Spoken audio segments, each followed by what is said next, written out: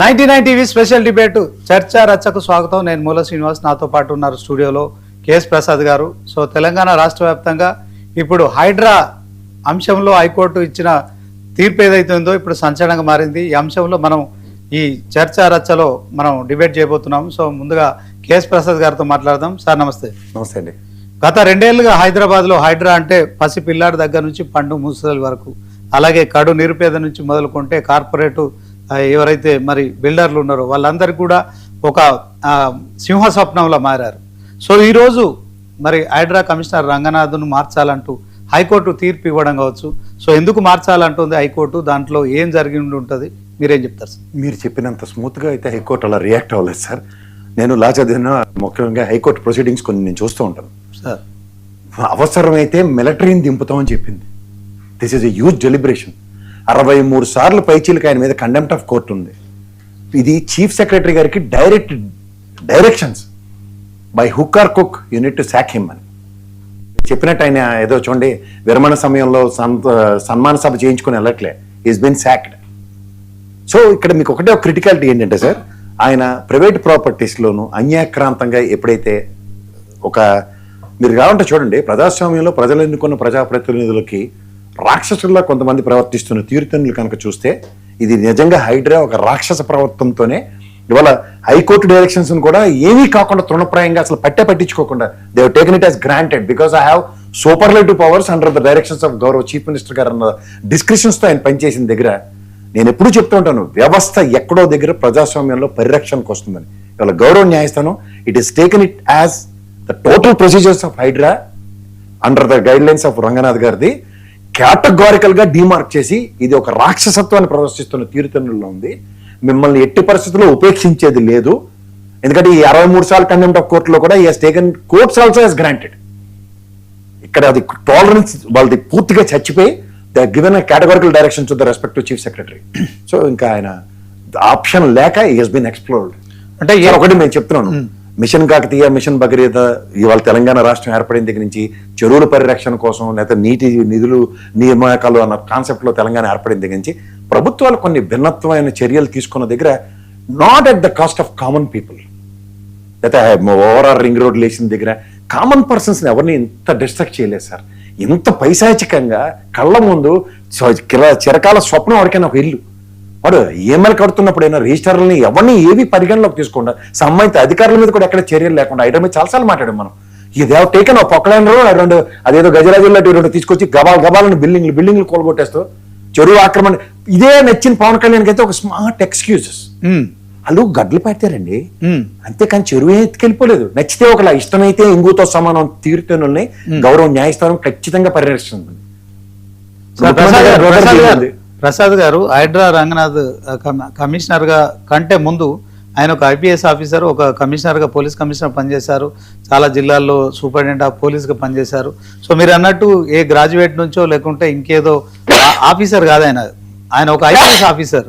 So అట్లాంటి వారు ఒక కమిషనర్ గా, అంటే హైడ్రా అనేది రేవంత్ రెడ్డి చాలా ప్రతిష్టాత్మకంగా తీసుకున్నారు. అప్పటికే బీఆర్ఎస్ ప్రభుత్వంలో కావచ్చు చాలా రోజుల నుంచి హైదరాబాద్ లో అక్రమ కట్టడాలు జరుగుతున్నాయి, ఆ నాలాలు కబ్జాలు చేయడం కావచ్చు. సో వీటన్నిటికీ ఒక పరిష్కారంగా తీసుకొచ్చిన హైడ్రా. సో ఆయన కూడా మరి ఆషమాషి అధికారి కాదు. సో ఇప్పుడు కంటెంప్ట్ ఆఫ్ కోర్టుకు ఆయన ఎందుకు గురవుతున్నారు? దాంట్లో మరి ఆయనకు తెలిసి చేశారా, తెలియక చేశారా? దీంట్లో అసలు ఏం జరిగిందంట? ఇంటెన్షనల్ గా చేశారు. తెలిసి తెలియని తనం అన్నది లేదు, నేను మీరు కాదు. గౌరవ న్యాయస్థానం ఇట్స్ వెరీ కేటగారికల్ గా ఇంటెన్షనల్ గా చేసిన మిస్టేక్ కింద పరిగణలోకి తీసుకుంది.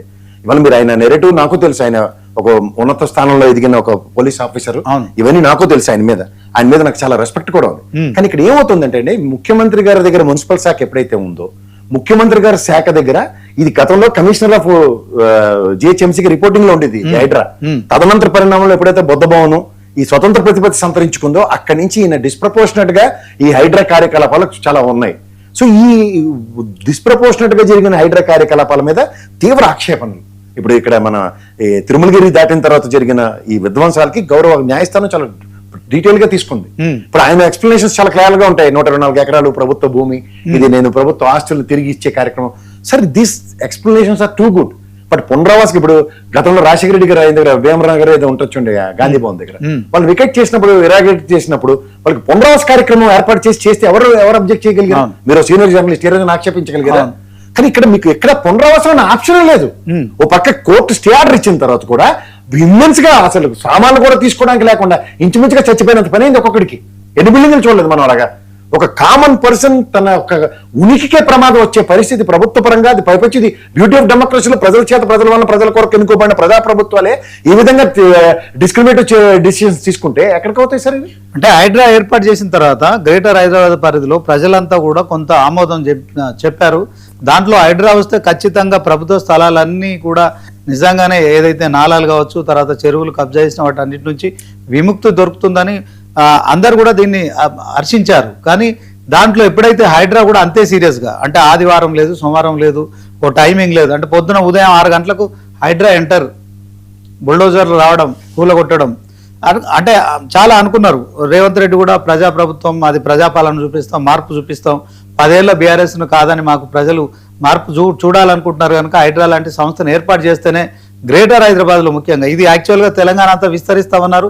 దీన్ని ఆదర్శంగా తీసుకునేందుకు ఇంకొన్ని రాష్ట్రాలు కూడా ముందుకొచ్చినాయి. ఈ నేపథ్యంలోనే వాస్తవానికి హైడ్రా ఒక 2 సంవత్సరాల్లో 1,00,000 కోట్ల ప్రభుత్వ భూముల సంపదను కాపాడింది. సో అయినప్పటికీ ఈ అంటే ఇదంతా కంటెంట్ ఆఫ్ కోర్టు కింద మనం ఇది చూస్తున్నాం. సో ఇది కేవలం కోర్టు ధిక్కరణ అంశమేనా, ఇంకేదైనా ఉందంట? సార్ ఒక విషయం చెప్తాను సార్. ఒక అంబులెన్స్ ఉంటుంది, అంబులెన్స్ లో ఉన్న ఒక ప్రాణాన్ని కాపాడే నేపథ్యంలో 10 మంది ప్రాణాలు తీసేసాడు అనుకోండి, ఇది టాలరబుల్? ఇప్పుడు మనం గతంలో బీఆర్ఎస్ గవర్నమెంట్ లో మిషన్ కాకతీయ అన్న ఒక ఉద్యమం నడిచింది. అవును.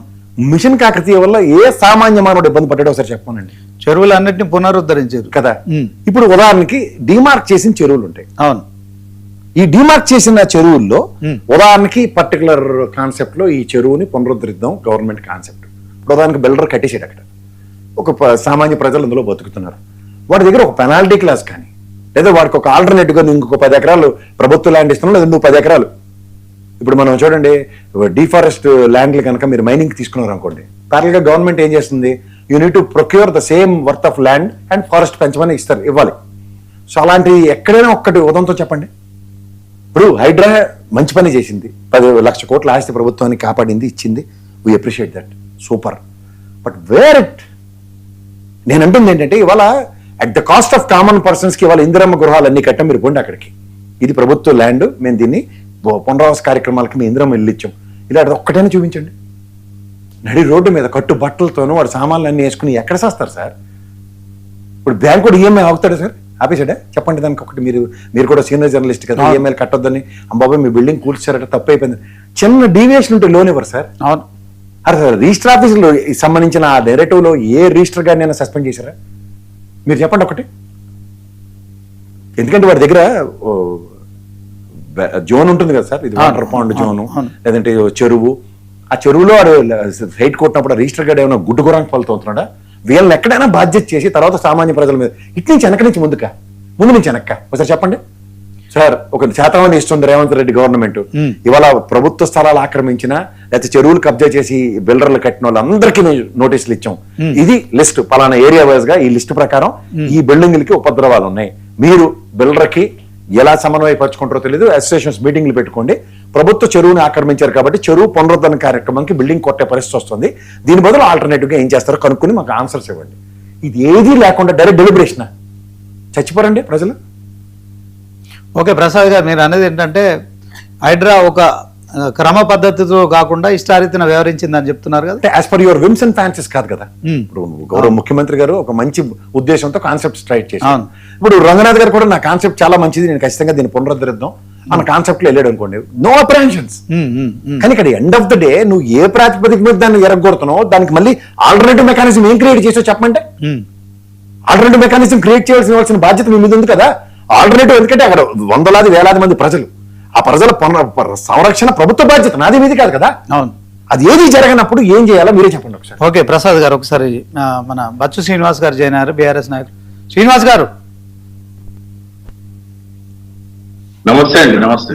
నమస్తే సార్. మొత్తానికి హైడ్రా కమిషనర్ రంగనాథ్ను మార్చాలంటూ హైకోర్టు ఆదేశాలు తెలంగాణ చీఫ్ సెక్రటరీ సంజయ్ జాజు గారికి ఇవ్వడం ఎట్లా చూస్తారు సార్? మొట్టమొదట మీకు 99 వీక్షకులకు, అక్కడ ఉన్నటువంటి ప్రసాద్ గారికి, అందరికి కూడా, ఇంకెవరన్నా రాబోయే మిత్రులు ఉంటే వాళ్ళకు కూడా అందరికి కూడా నమస్తే. సార్ కోర్టు నిర్ణయం పట్ల ఎవరైనా అంటే కోర్టు తీర్పుని అంటే న్యాయస్థానం నిర్ణయాన్ని స్వాగతిస్తాం, సమర్థిస్తాం, దానికి సహకరిస్తాం. ఆ విధంగా చూస్తాం మనం ఎవరమైనా. కోర్టు అనేటువంటిది it is the final authority of the society which will decide the things. అంటే సమాజంలో చిట్ట చివరి సంస్థ ఏదైనా ఉంది ప్రజల కోసం పనిచేసేది వంటిది నిర్వివాదంగానో లేకపోతే అప్రజాస్వామికంగానో లేకపోతే నిష్పక్షపాతంగా వ్యవహరించే ఒక సంస్థ ఏదైనా ఉంది అంటే అది కోర్టు. ఆ కోర్టు ఇచ్చినటువంటి తీర్పు పట్ల స్వాగతించాల్సిందే, దాన్ని ప్రభుత్వాలు అనుసరించాలని కోరుకుంటున్నాం. అయితే ఈ హైడ్రా పట్ల, హైడ్రా అంటే ఏం కొత్త పేరుతో వచ్చినటువంటి ఒక ఆర్గనైజేషన్. హైడ్రా కంటే ముందు సంస్థలు లేవా? ఈ భూముల పరిరక్షణ కోసం, చెరువుల పరిరక్షణ కోసం, అక్రమ కట్టడాల కూల్చివేత, డిజాస్టర్ మేనేజ్మెంట్ కానీ, లేదా వాటా వచ్చింది అప్పుడు చెరువుల కోసం 2002 కానీ, ఇవన్నీ లేవా అంటే ఉన్నాయి కానీ వీటిలో రెవెన్యూ కానీ, ఇరిగేషన్ కానీ వీటిలో కొంత సమన్వయ లోపం ఉన్నటువంటి సందర్భంలో ఈ ప్రభుత్వం అంటే ప్రతి ప్రభుత్వం కూడా వచ్చినప్పుడు ఒక కొత్త నూతనత్వానికి తెరలేపేటువంటి ప్రయత్నం చేసి తన మార్కు వేసుకునే ప్రయత్నం చేస్తుంది. అందులో రేవంత్ రెడ్డి గారి ప్రభుత్వం కూడా హైడ్రా అనేటువంటిది ఒక దాన్ని తీసుకొచ్చినందుకు అది డిజాస్టర్ మేనేజ్మెంట్ కావచ్చు, లేకపోతే ఈ భూములు, చెరువులు, కబ్జాలు వాటిని పరిరక్షించాల్సినటువంటి అవసరం ఎంతైనా ఉంది. ప్రజల ఆస్తులను, ప్రభుత్వ ఆస్తులను వీటిని పరిరక్షించాల్సే క్రమంలో ఏర్పాటు చేసిన దాన్ని బీఆర్ఎస్ పార్టీ స్వాగతించింది, దానికి సహకరించింది. మేము కోరుకునేది ఆ రోజైనా, ఈ రోజైనా, రేపైనా ఏంటి అంటే పేదలను మాత్రమే వంచి పెద్దలను రక్షించి దీనివల్ల వ్యక్తిగత ప్రయోజనాలు పొంది ప్రభుత్వం తమ స్వార్థ ప్రయోజనాల కోసం ఏర్పాటు చేసుకునే సంస్థగా హైడ్రా తయారు కావద్దన్నది మా ఉద్దేశం. మీరు కూడా ముందు మాటలో చెప్పినట్టు ప్రభుత్వం కానీ హైడ్రా రంగనాథ్ గారు కానీ ఒక పెద్ద లిస్ట్ ఇచ్చిండ్రు. మేము ఇప్పటి వరకు 1,50,000 కోట్ల ఆస్తులను పరిరక్షించినాం, ఇంకా ముందు కూడా పరిరక్షిస్తాం అనేటువంటి మాట కావచ్చు. లేకపోతే దీన్ని కొంతమంది ఇంకా ఇది దేశవ్యాప్తంగా రావాలని కోరుకున్నారనో లేకపోతే జిల్లాలలో రావాలని కోరుకున్నారు. మంచిదే, మంచి పని చేసే సంస్థను ఎవరైనా మంచిగా కావాలనుకుంటారు. కానీ దీంట్లో లోపాలను, లోపభూయిష్టంగా ఉన్నటువంటి పరిస్థితులను, అర్ధరాత్రులు వచ్చి కూల్చేటువంటి పరిస్థితి, నోటీసులు ఇవ్వకుండా కూల్చే పరిస్థితి, ప్రత్యామ్నాయాన్ని చూయించకుండా కూల్చే పరిస్థితి, ఎవడో చేసిన తప్పుకి ఇంకెవడో అంటే ఒక వ్యవస్థలో 30 సంవత్సరాల నుంచి 40 సంవత్సరాల నుంచి అక్కడికి రోడ్డు వచ్చి, కరెంట్ వచ్చి, ఇల్లు కట్టుకొని వాడు జీవిస్తున్నటువంటి మధ్యతరగతి సామాన్యుడు, పేదవాడు ఉన్నటువంటి పరిస్థితులలో ఈ రోజు హైడ్రా వచ్చి వాడికి ఇల్లు లేకుండా చేసి ఇది ప్రభుత్వ భూమి, ప్రభుత్వానికి ఎవడమ్మిండు, ఎవడో ఇచ్చిపోయి, ఎవడో అమ్మిపోయి, ఎవడో బాగుపడిపోతే దాని పట్ల ఆలోచన చేయకుండా రాత్రి పేదలు అంటే కడు నిరుపేదలు ఒక జీవిత కాలం కష్టపడితే గాని నాకైతే కష్టమే. ఒక ఇల్లు ఈరోజు హైదరాబాద్ లో కొనుక్కోవాలంటే ఒక 1500 SFT కొనుక్కోవాలంటే 15.5-90 లక్షలు సుమారుగా ఫర్నిచర్ తో సహా ₹1 కోటి. ఇది మధ్యతరగతి కూడా సాధ్యమయ్యేటువంటి పరిస్థితులలో లేదు. ఆ జీవిత కాలం భార్యాభర్తల సంపాదన ఆ EMI కట్టుకుంటే తప్ప ఈ ఇల్లు ఏర్పడదు.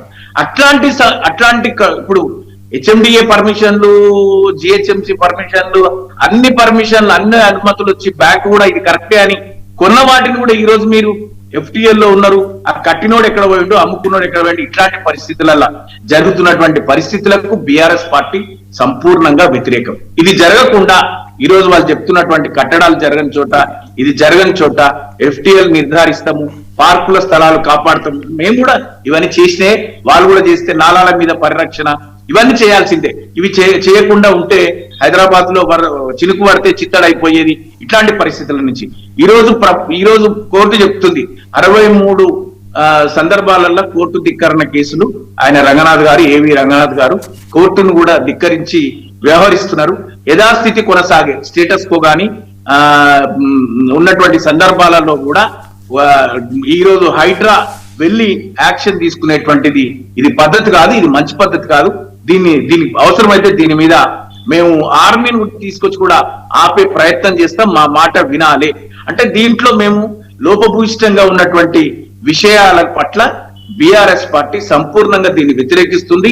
ఈ మున్సిపల్ శాఖను తన దగ్గరే పెట్టుకొని తన ఆధ్వర్యంలో కొనసాగిస్తున్నటువంటి ఈ హైడ్రా ఆయన ఇంకా ముఖ్యమంత్రి గారు దీన్ని ఈ హిట్లర్ గా సంబోధించినటువంటి సందర్భం ఉన్నట్టుంది. హిట్లర్ అంటే ప్రపంచం మొత్తం ఒక నియంతగా చూసింది కానీ ఆయనను గొప్ప వ్యక్తిగా అయితే చూడలే. అట్లాంటి వాటితో సంబోధించి ఇంకా అబాస్ పాలైనటువంటి ఈ ఆర్గనైజేషన్ పట్ల మేము సంపూర్ణంగా పెద్దలకు ఒక న్యాయం, పేదలకు ఒక న్యాయం చేసేటువంటి పరిస్థితిలో గనక ఈ హైడ్రా వ్యవహరిస్తే వి 100% అగెనెస్ట్ ద హైడ్రా. అందుకే మా పార్టీ నేతలు, మా పార్టీ అగ్రనాయకులు, మా పార్టీ అధిష్టానం చెప్తుంది, మా ప్రభుత్వం వస్తది, వచ్చే ప్రభుత్వం బీఆర్ఎస్ లో ఖచ్చితంగా.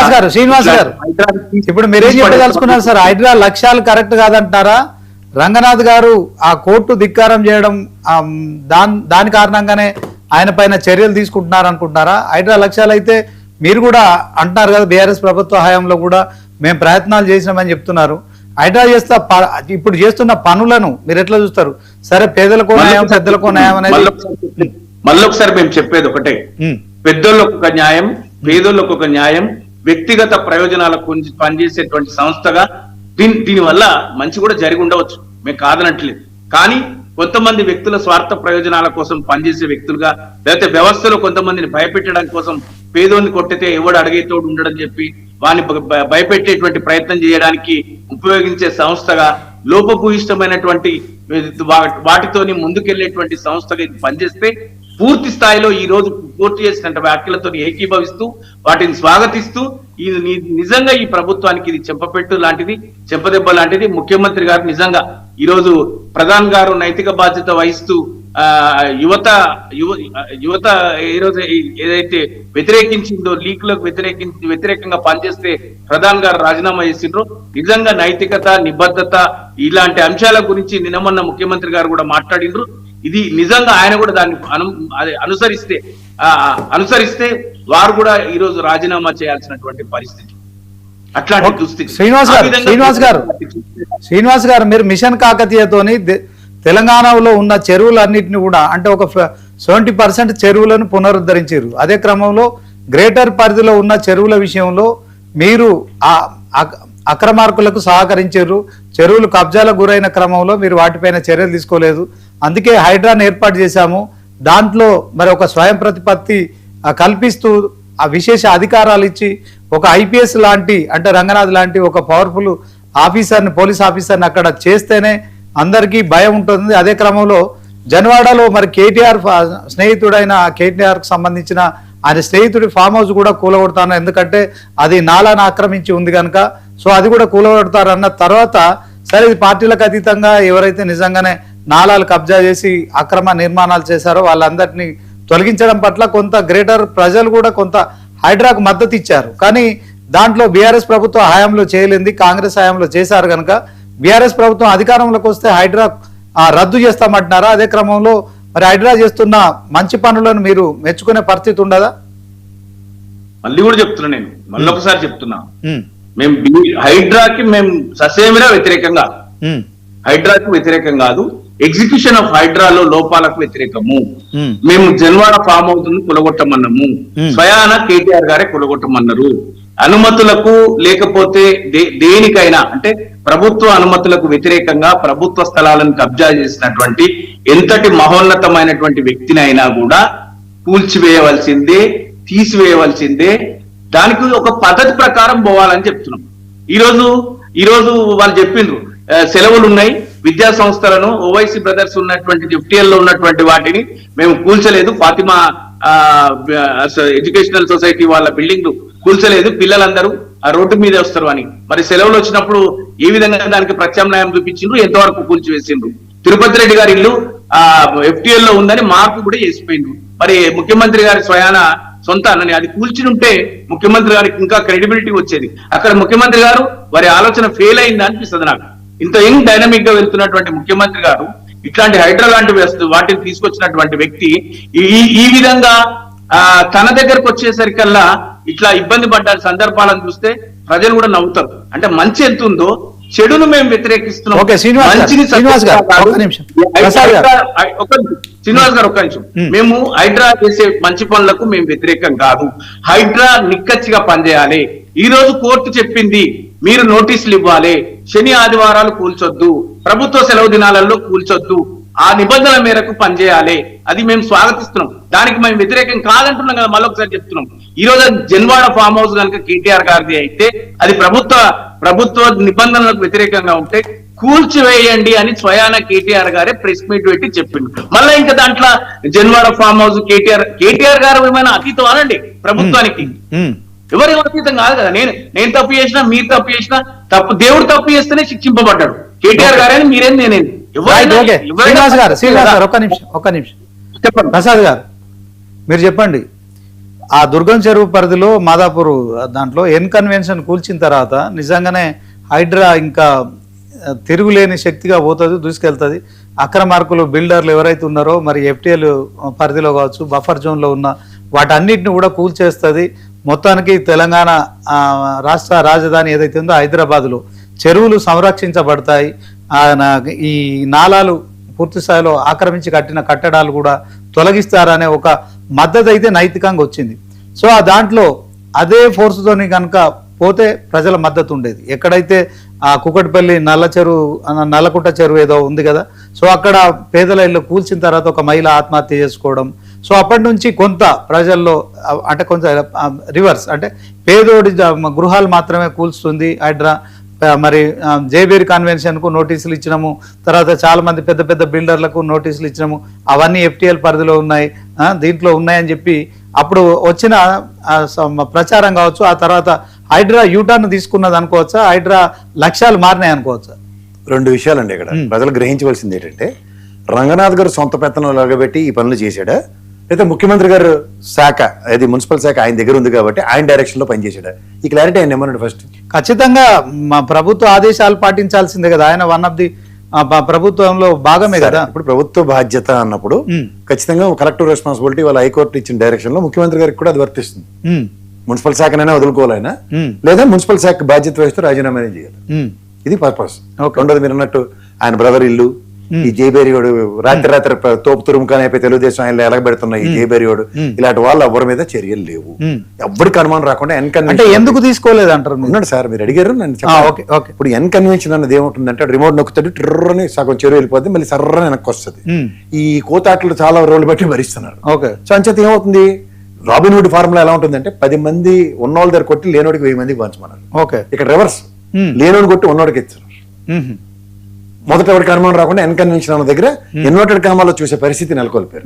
తర్వాత ప్రతి ఒక్కరికి ఆర్నీకమా ఈ దీపం అన్న కార్యక్రమమే, ఇంటికి దీపాలని ఈ ఇంట్లో దీపాలు ఎలగబెడుతున్నారు, లేనుడి ఇల్లు కూడగొడుతున్నారు. నేను ఇందాక చెప్తున్న సొల్యూషన్ ప్రాస్పెక్ట్ లో ఈ ప్రభుత్వం కనుకుంటే చిత్తశుద్ధి అంటారు, దాన్ని అకౌంటబిలిటీ అంటారు. ప్రజలకు జవాబుదారీతనంగా ఉంటే అసలు మ్యాటర్ ఆఫ్ ఫ్యాక్ట్. ఎంత సింపుల్ అంటే, అరే బాబు నువ్వు చెరువులో కట్టే ఇల్లు, ఇది ఎఫ్టీఎల్ జోన్ లో ఉంది, సో ఈ బిల్డర్ని తీసుకురా, లేకపోతే మీరు కూర్చోండి ఎస్టేషన్ పరంగా, మీరందరూ ప్రభుత్వానికి ఏం చేస్తారో చెప్పండి. ఎక్సెస్ ల్యాండ్ ఇస్తారా, లేకపోతే ఈ చెరువుకి మీరు ఇంత కాంపన్సేషన్ ఇచ్చి కొత్త చెరువు తవ్వడానికి ఏం చేస్తారు? ఒక హెర్క్లైన్ టాస్క్ ఎవరికైనా ఒక ప్రభుత్వ తరఫున ఇచ్చారా? కానీ ఒక పొక్లైనర్ ఇచ్చారు, కొట్టే తోసే చంపే అని. ఏంటి సార్ ఈ దౌర్భాగ్యం? ఇవాళ మీరు ప్రభుత్వ చిత్తశుద్ధి చాటుకునే నేపథ్యానికి ఇవాళ సంరక్షణ అన్న దగ్గర నేను ఇందాక చెప్తుంది అదే. మిషన్ కాకతీయలో ఒక సామాన్య ప్రజ కష్టపడింది ఒకటి చూపించండి. ఇప్పుడు ఎర్క్లైన్ టాస్క్ రాష్ట్ర వ్యాప్తంగా ఉన్న చెరువులు కబ్జాలు అయ్యి అందరికీ జగమెరిగిన సత్యం. ఉన్నో సంరక్షించిన బాబా అంటే ముందు అల్లది కబ్జా చేశారు కాబట్టి అది ఇల్లు కొడతాను, కానీ నేను ఈ చెరువు పునరుద్ధరించాలంటే ఏమైనా ఆలోచన ఉందా? సంచేత ఏది పడితే చేసుకుని వెళ్ళిపోదాం అన్న దగ్గర సక్సెస్ఫుల్ నెరేషన్స్ లో 3 ఏళ్ళు చూశారు. ఇవాళ ఊరుకుంటే వరద గుడ్లు పెట్టిందన్నట్టు ఈ రంగనాథ్ గారు చూస్తున్నంతసేపు ఆయన కోణంలో మనం చూసే నెరేటివ్స్ చాలా బాగున్నాయి. కానీ ఇక్కడ బుల్డోస్ చేసుకుంటూ వెళ్ళిపోతున్న దగ్గర వ్యవస్థలో టాలరెన్స్ 0. ఇది ఇక్కడతో ఆగదు. ఇది వ్యవస్థతో రేపొద్దున ప్రెస్ మీట్ పెడతాడు, నాకేంటి బాధ్యత? అయితే వీళ్ళందరూ ప్రవీణ్ కుమార్ వీళ్ళందరూ చూస్తున్నాం కదా, విజయ్ కుమార్ ఇలాంటి వాళ్ళందరూ, జయప్రకాష్ నారాయణ ప్రవచనాలు చెప్పుకుని రెడీ అయిపోతారు రాజకీయ ఆరంగేట్రాలకి. ఎవరికి కావాలి వీళ్ళు రాజకీయ ప్రస్థానాలు కుదుర్చుకోవడానికి మా ప్రజా జీవితాలతో ఆడుకుని, వీళ్ళేమో అచ్చాని పచ్చపూసలు ఉన్నప్పుడు డిసెంట్ నోట్లు ఎవడని రాసేయడం కనుక్కోండి. మాజీ చీఫ్ సెక్రటరీలో తెగ ఉపన్యాసాలు చెప్తారు కదా ఒక్కొక్కడు, అది చరిత్రలో ఎప్పుడైనా కూర్చొని డిసెంట్ నోట్ రాసేయడమో గవర్నమెంట్ మీకు చెప్పమనండి. వాళ్ళు చేయాల్సిన పని వాళ్ళు చేయరు, మనందరికీ మాత్రం సూక్తులు చెప్తారు. You have to do it, this is your duty being a citizen అని. మరి నీ డ్యూటీ ఏం చేసాం 35 ఏళ్ళ చరిత్రలో? ఇప్పుడు ఆయన 30 ఏళ్ళ సర్వీస్ లో రూల్ మాన్యువల్ బుక్ ఏం సార్, మనం పొక్కలైన ఇస్తే నేను యోగి ఆదిత్యనాథ్ కదా ముఖ్యమంత్రి డెసిషన్ తీసుకున్నాడు, నా బదులు మీరు నన్ను ఎందుకు వినాయక ప్రతిష్ఠ చేసినట్టు చేశారు? మీరు ఏమైనా పార్థిదేవ శివుడా? నా గన్ను మించి, నా షోల్డర్ నుంచి మీరు గన్ అలా పేలుస్తున్నారని ఓ రోజైనా ఆయన ప్రెస్ మీట్ పెట్టి చెప్పాడా?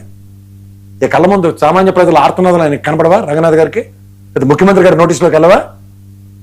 వాళ్ళని అంతా ఇల్లు అంతా నేను పొడి చేస్తాను ఆయన చంపేస్తాను మాకు అందరికి చెప్తున్నారు కదా రోజును. అంటే ఇప్పుడు ప్రసాద్ గారు ఒక పని చేసేటప్పుడు ఖచ్చితంగా కొంతమందికి ఇబ్బంది కలిగించాల్సిన పరిస్థితి ఉంటది. ఎందుకంటే సార్ నేను చెప్తుంది అదే సార్, ఇవాళ మీరు ఇబ్బంది అంటే ఇప్పుడు హైదరాబాద్ లో ఉన్న ప్రభుత్వ ఉరి శిక్ష తీసేవాడికి కూడా కసబలాటోడికి కూడా కబ్జాలు 2 నెలలు పోషించండి 18 కోటి మేపినట్టు మేపి సంవత్సరాల తర్వాత సార్ ఎక్కడికక్కడ కబ్జాలు పెట్టి అక్రమ నిర్మాణాలు చేపడతా ఉంటే సో అవన్నీ సరే సార్ మీరు చెప్పిందంతా నేను ఏకీపిస్తా. రంగనాథ్ గారు చేసింది కరెక్ట్, లేకపోతే రామరెడ్డి గారు అరే అపార్ట్మెంట్ కొనుక్కున్నాడు అందరూ కబ్జా చేశారా, లేదా అపార్ట్మెంట్ కట్టినోడు కబ్జా చేశాడా?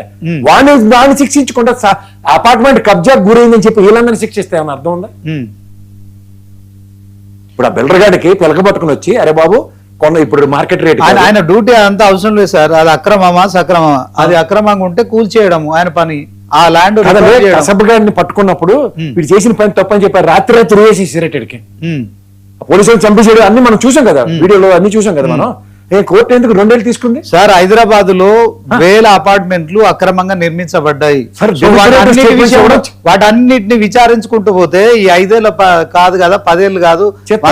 నేను ఎందుకంటే చెప్తుంది అదే, ఇప్పుడు ఒకే రోజు రాత్రి నువ్వు పంచపక్షపాలనలో ఉండి చోడికి పెట్టలేవు కదా. నువ్వు ఫస్ట్ చేయాల్సిన పని ఏంటంటే ముందు గెంజిత అవుతున్నాడా లేదా ఇవాళ రాత్రి సాయంత్రం కూల్ ఉందా లేదా? బచ్చు శ్రీనివాస్ గారు కూడా అంటున్నారు హైడ్రా చేస్తున్న పనులను మేము స్వాగతిస్తున్నాము సార్. నేను అంటుంది ఇప్పుడు హైడ్రా కూల్చివేతల కార్యక్రమం రోడ్ ఎక్స్పాన్షన్ ఉంటది, ముందు నోటీసులు ఇస్తారు బాబు ఇది డిమార్క్ చేసాం నీకు ముందు రూమ్ పోద్ది లేదా బిల్డింగ్ పోద్ది అని అలా కొట్టుకుని వస్తారా? లేకపోతే రోడ్ ఎక్స్పాన్షన్ ప్రభుత్వం నిర్ణయం కాబట్టి ఒకలో ఈ కోసం నుంచి ఆ కొత్త దగ్గర రోడ్ నెంబర్ 45 అంతా కొట్టిమని చెప్పారా? చెప్పండి సార్. ఓకే అది కాదు కదా, ఇప్పుడు మెట్రో పిల్లర్లు వేస్తున్నాం అన్ని ఎరగొట్టేసుకుని పండి తర్వాత చూసుకోవచ్చు ఎవడైనా ముఖ్యమంత్రి డైరెక్షన్ ఇచ్చాడా? ఈ స్పెషల్ డిస్క్రిప్షన్ ఎక్కడి నుంచి వచ్చింది? ఇది కదా తీవ్ర ఆక్షేపణీయం. ఇవాళ ప్రభుత్వ అభివృద్ధి కార్యక్రమాలు లేదంటే ప్రభుత్వ ఆస్తులు కబ్జాలు చేసిన మీద ప్రభుత్వ నిర్ణయాలు స్వాగతించవలసిందే, కానీ not at the cost of common people కదా. ఇప్పుడు కామన్ పీపుల్ ని సఫర్ చేసే ముందు కామన్ పీపుల్ కి ఒక ఆల్టర్నేటివ్ క్రియేట్ చేసేవండి. ఓకే ప్రసాద్ గారు, ప్రత్యామ్నాయం లేకుండా ఇష్టారాజ్యంగా ప్రజాస్వామ్యంలో ప్రవర్తిస్తూ ఉంటే కామన్ పీపుల్ సఫర్ అవుతున్నారు కదా. తప్పు చేసినాడు సేఫ్ గా ఉన్నాడు, ఆ రిజిస్టర్ గాడు ఆ బిల్డర్ గాడు ఎక్కడ ఉన్నారు? జైల్లో ఉన్నారని చెప్పండి, శిక్ష అనుభవిస్తున్నారు, వారు కాంపన్సేషన్స్ వాళ్ళతో ఇప్పిస్తున్నాం. ఉదానికి 30-40 లక్షలకు పెట్టి కొనుక్కున్న అపార్ట్మెంట్ కి మా వంతుగా ప్రభుత్వం 10 లక్షలు ఎక్స్గ్రేస్ చేస్తుంది, 25 లక్షలు 30 లక్షలు బిల్డర్ నుంచి తీసుకొచ్చాం, ఒక 5-10 లక్షలే నష్టం అవుతుంది, ఇందిరమ్మ గృహాలు అడిగిస్తున్నాం. ఇదేమైనా చెప్పారా? ఓకే ఒకసారి మీరు అలాగే ఉండి మౌనిక శంకర గారు ఒక అడ్వకేట్ గా ఒక బీజేపీ అధికార ప్రతినిధిగా మీరు ఏం చెప్తారు? హైడ్రా విషయంలో హైకోర్టు ఇచ్చిన హైడ్రా కమిషనర్ ను మార్చాలంటూ చేసిన దాన్ని ఎట్లా చూస్తారు? వాస్తవానికి హైడ్రా చేస్తున్న దాంట్లో కొంత స్టార్టింగ్ లో జనాల నుంచి కొంత మద్దతు లభించింది, కానీ ఆ తర్వాత ఎందుకో క్రమక్రమంగా మరి ఆయన ఒక్కడే కొంచెం ఆ హైడ్రా కమిషనర్ చేస్తున్న కార్యక్రమాలకు ఇటు బీజేపీ అటు బీఆర్ఎస్ 2 పార్టీలు కూడా వ్యతిరేకించాయి. సో ఇప్పుడు కోర్టు ఇచ్చిన ఆదేశాలు కావచ్చు, అదే క్రమంలో ఆయన పైన మరి మార్చుతారా? ఆయన ఇంకా ఇది సింగిల్ బెంచ్ కనుక డివిజన్ బెంచ్కి వెళ్తారా? ఏం జరగబోతుంది చెప్పండి. ఇది పాయింట్ ఫస్ట్ లో వీళ్ళు డివిజన్ బెంచ్ కి వెళ్ళొచ్చు, లీగల్ ఒపీనియన్ తీసుకొని ఆ రైట్ ఉంటది, అండ్ అల్టిమేట్లీ స్టేట్ ది కూడా డిసిషన్ ఉంటది. కానీ ఇక్కడ ఒక విషయం అర్థం చేసుకోవాలండి, ఒక హైడ్రా కమిషనర్ గా ఒక వ్యక్తిని పెట్టినప్పుడు అది కాన్స్టిట్యూషనల్ బాడీ అయినప్పుడు మీరు కాన్స్టిట్యూషన్ కి రెస్పెక్ట్ ఇవ్వాలన్నా ఇవ్వద్దా? Court 60 times contempt of court కింద ఆయన క్వశ్చన్ చేసినప్పుడు నోటీసులు పంపించినప్పుడు కోర్టుకు అటెండ్ అవ్వాలి. ఇట్లా 60+ times ఒక సామాన్య వ్యక్తికి ఇస్తే సామాన్య వ్యక్తికి కూడా కొంచెం భయం అనేది ఉంటది. కానీ అట్లాంటిది హైడ్రా కమిషనర్ గా ఒక ఇంత ఉన్నత స్థాయిలో ఉండి ఇంత కోర్టుని ధిక్కరం చేసిన వాళ్ళను క్రిమినల్ కింద అంటారండి, హ్యాబిచువల్ అఫెండర్స్ అంటారు. అంటే ఒక క్రిమినల్ ఎట్లయితే కేర్లెస్ గా కోర్టుని కానీ రాజ్యాంగాన్ని కానీ చట్టాలని కానీ బేఖాతరు చేస్తారో అట్లాంటి స్థితిలోకి దిగజారిపోయిండు రంగనాథన్ గారు. దీనికి కారణం ఏంటి అంటే ఇప్పుడు రాజు దొంగ అయితే ప్రజలలో కూడా దొంగలు అయినట్టుగా ఎట్లయితే చెప్పొచ్చో ఇప్పుడు రేవంత్ రెడ్డి గారు కూడా కాంగ్రెస్ అంటే ముస్లిం, ముస్లిం అంటే కాంగ్రెస్ అని రాజ్యాంగబద్ధంగా ఎందరో హిందువులు ఆయనకు ఓటేసినా కూడా వేరే అన్ని మతాల వాళ్ళు ఓటేసినా కూడా ఇట్లాంటి పిచ్చి పిచ్చి స్టేట్మెంట్స్ ఒక ముఖ్యమంత్రి స్థాయిలో ఉన్న వ్యక్తి ఇచ్చినప్పుడు ఇట్లా కమిషనర్లు సిఎస్లు ఇట్లాంటి కోర్టుని ధిక్కరించకపోతే ఏం చేస్తారు చెప్పండి? అసలు మొత్తం దేశం వ్యాప్తంగా కూడా కన్ఫ్యూజ్డ్ చీఫ్ మినిస్టర్ ఎవరన్నా ఉన్నారు అంటే ఆయన రేవంత్ రెడ్డి గారే. లేకపోతే నేను హిట్లర్ లాగా చేస్తా, ఎవరన్నా హిట్లర్ తో కంపేర్ చేసుకుంటారా అండి? డెమోక్రటికల్లీ ఎలక్టెడ్ లీడర్ హిట్లర్ తో కంపేర్ చేసుకొని నేను హిట్లర్ లెక్క అంటాడు. ఇంకొక స్టేట్మెంట్ ఇస్తాడు, ఆడ ప్రజల ఇల్లులు కూల్చేసి చిన్న చిన్న పిల్లలు వాళ్ళ బుక్కులు తెచ్చుకుంటాం, స్కూల్ బ్యాగులు తెచ్చుకుంటాం అంటే వాళ్ళని లోపలికి పోనీయకుండా చేసి, పిల్లలు లోపలికి పోయి బుక్కులు తెచ్చుకొనియకుండా చేసి ఏడుస్తుంటే వాళ్ళను, వీళ్ళు ఏడుస్తుంటే నాకు ఒక సాడిస్టిక్ ప్లెజర్ వస్తుంది. అసలు ఈ స్టేట్మెంట్స్ ఏందండి? ఒక ముఖ్యమంత్రి స్థాయి వ్యక్తి ఇచ్చే స్టేట్మెంట్స్ ఏనా? మరి అట్లాంటి ముఖ్యమంత్రి ఉన్నప్పుడు ఆఫీసర్లు కూడా ఇట్లనే కేర్లెస్ ఉంటారు. వీళ్ళు కేవలం ప్రైవేట్ భూములు, మరి ప్రైవేట్ భూముల్లోకి జొర్రి అలా కంచెలేసి ఇట్లా చేసిన వాళ్ళు ఎంఐఎం కి మాత్రం బూట్ లికింగ్ చేస్తారు. మరి ఎక్కడైనా చూడండి, మైనారిటీ అపీజ్మెంట్ అనేది ఈ రీజనల్ పార్టీ బీఆర్ఎస్ అయినా కానీ కాంగ్రెస్ కి అయినా కూడా వెన్నెతో పెట్టిన విద్య. వీళ్ళ కాన్స్టిట్యూషన్ లో ఫస్ట్ ఏముంటదంటే మైనారిటీ అపీజ్మెంట్. మరి ఫాతిమా కాలేజ్ దగ్గర ఎందుకు వీళ్ళకు చేయడానికి అయితే లేదు? ఈ పాయింట్స్ అన్ని మనం తెలుసుకోవాలి. మళ్ళీ ఇంకొకటి ఏంటంటే, అపార్ట్మెంట్స్ దగ్గరికి వెళ్ళి అపార్ట్మెంట్స్ ని కూల్చేటప్పుడు 2-3 గంటల సమయం ఇస్తే అది ఎంత ఇల్లీగల్. మరి ఇల్లీగల్ గా వీళ్ళు ఇట్లా వీకెండ్స్ అంటే వీకెండ్ దొంగలు, రాత్రిపూట దొంగలు దొంగతనం చేసినట్టు వీళ్ళు వీక్ డేస్ కాకుండా వీకెండ్స్ పోయి ఇల్లులు కూల్చడం. వీకెండ్స్ ఎందుకు కూలుస్తున్నారు? ఎందుకంటే హైకోర్టు వీకెండ్స్ హాలిడేస్ కాబట్టి, సాటర్డే సండే హైకోర్టు రెడీగా ఉండదు కాబట్టి, వెంటనే స్టే చేయరాదు కాబట్టి ఈ లోపల వీళ్ళు దొంగ పని చేయొచ్చు అన్నది. ఇంతకు మించి వేరే ఎట్లాంటి క్లియర్ గా కనిపిస్తలేదు. ఇంటెన్షన్ బిహైండ్ క్రైమ్ అని అన్నప్పుడు వీళ్ళ ఉద్దేశం ఏంది అని తెలుసుకుంటే, కోర్టు అంటే లెక్కలేదు, ఇటు రాజ్యాంగం అంటే రెస్పెక్ట్ ఉండదు, ప్రజల మనోభావాలకు సంబంధించినది ఉండదు, డెమోక్రసీకి రెస్పెక్ట్ ఇవ్వరు, కేవలం వాళ్ళ స్వార్థం కోసం అడ్డిమారి గుడ్డి దెబ్బల కాంగ్రెస్ ప్రభుత్వం అధికారంలోకి వచ్చింది. యాక్చువల్ గా బీజేపీ రావాల్సింది. వచ్చేసరికి ఇప్పుడు ఏం చేస్తాం, నెక్స్ట్ వస్తామో లేదో అన్న గ్యారంటీ లేదు కాబట్టి, వస్తామన్న గ్యారంటీ లేదు కాబట్టి ఉన్న లోపల ఈ భూముల్ని కబ్జా చేసుకుందాం. అది చెరువుల పేరు మీద, ప్రైవేట్ ల్యాండ్ల పేరు మీద, రియల్ ఎస్టేట్ వాళ్ళను బద్నాం చేసుకుంటా, వాళ్ళని భయపెట్టించుకుంటా. టోటల్ గా రేవంత్ రెడ్డి అధికారంలోకి వచ్చినప్పటి నుంచి రియల్ ఎస్టేట్ డౌన్ అయిపోయింది. రియల్ ఎస్టేట్ మీద ఆధారపడి లక్షల మంది జీవితాలు ఉన్నాయి. అటు రియల్టర్లు వాళ్ళు ఇన్వెస్ట్ చేసి వాళ్ళు లాస్ అయినరు, అట్ ద సేమ్ టైం వాళ్ళని నమ్ముకొని ఉన్న ఎంప్లాయీస్ అందరూ వాళ్ళ లైవ్లీహుడ్ కూడా పడిపోయింది. ఎందుకంటే కొంటలేరు ఎవరు కూడా రియల్ ఎస్టేట్ పడిపోయేసరికి. దీనికి అంతటి కారణం రేవంత్ రెడ్డి. ఈ భూ కబ్జాలు, ఈ హైడ్రా అసలు దీన్ని హైడ్రా అనొద్దండి, ఇంకొకటి కాంగ్రెస్ ప్రభుత్వాన్ని కాంగ్రెస్ అనొద్దు, స్కామ్గ్రెస్ అన్నారు. ఎందుకంటే ఇక్కడ మొత్తం పైసలన్నీ మూటగట్టి మూట తీసుకుపోయి అక్కడ ఢిల్లీలో ఉన్న ఇటలీ మాత చేతిలో పెట్టాలి. సో దట్ ఈయన సీఎం కూర్చి ఈయనకు 5 ఏళ్ళు ఈయన చేతి మీద ఉండాలి, ఈయన పేరు మీద ఉండాలి. అంతకు మించి వీళ్లకు ఎజెండా లేదు, ఒక విజన్ లేదు, ఒక డెవలప్మెంట్ చేయాలన్న ఆలోచన లేదు, ప్రజల పట్ల కమిట్మెంట్ లేదు. ప్రజలు ఏడుస్తుంటే కూడా వాళ్ళని ఓదార్చే మనసు కూడా లేదు. సో రియల్ ఎస్టేట్ వ్యాపారం పూర్తిగా కుప్పకూలిపోయింది. ఇది ఒక ప్రచారం కూడా కొనసాగుతుంది. అయితే హైడ్రా రంగనాథ్ గారిని నేను కూడా ఇక్కడ 99 టీవీ స్టూడియోకి పిలిచి ఇంటర్వ్యూ చేయడం జరిగింది. ఆయన చెప్పిన రీజన్ చాలా రీజనబుల్గా అనిపించింది. ఎందుకంటే హైదరాబాదు చాలా వేగంగా ఎదుగుతున్న నగరాల్లో, అభివృద్ధి చెందుతున్న నగరాల్లో హైదరాబాద్ ఉంది కనుక బిల్డర్లు అంతా కూడా అంటే ఎంత అవసరం ఉందో దానికి మించి ఎక్సెస్గా నిర్మాణాలు చేశారు.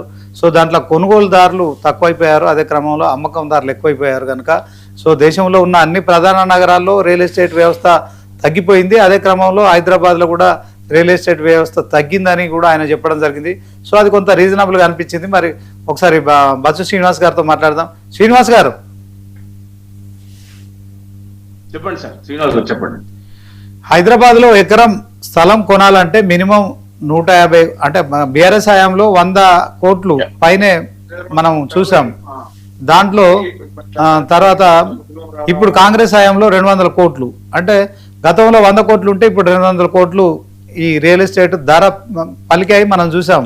వేలంలో కూడా మరి వాళ్ళు బిల్డర్లు బిడ్లేసి డిమాండ్గా తీసుకున్న పరిస్థితి.